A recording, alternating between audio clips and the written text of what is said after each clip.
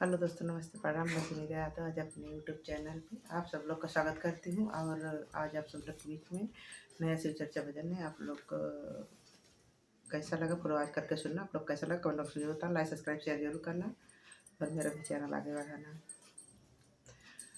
आ गईले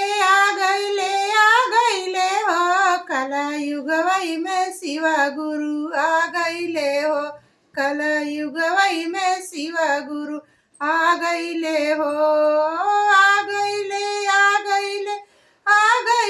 हो कलयुगवई में शिवा गुरु। आ गईले हो कलयुगवई में शिवा गुरु। आ गईले हो बागो में अइले बगैचा में अइले बागो में अइले बगैचा में अइले फुलवो में आके समा गइले हो कलयुगवई में शिवा गुरु। आ गइले हो कलयुगवई में शिवा गुरु।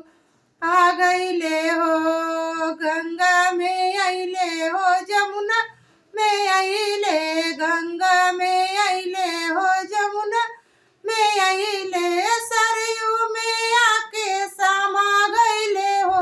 अरे सरयू में आके समा गइले हो कलयुगवई में शिवा गुरु। आ गइले हो कलयुगवई में शिवा गुरु। आ गइले हो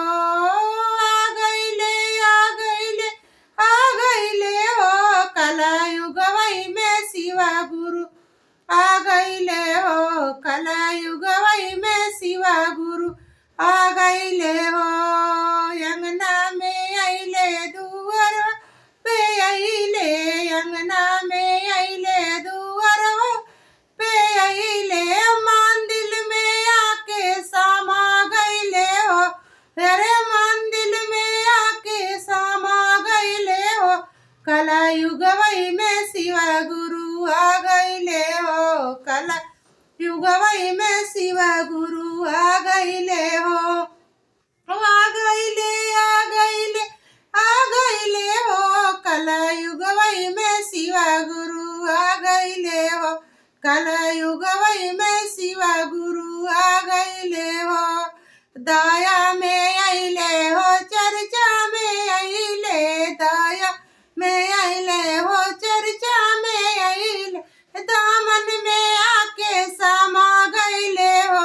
अरे दामन में आके समा गइले हो कलयुगवई में शिवा गुरु। आ गइले हो कलयुगवई में शिवा गुरु।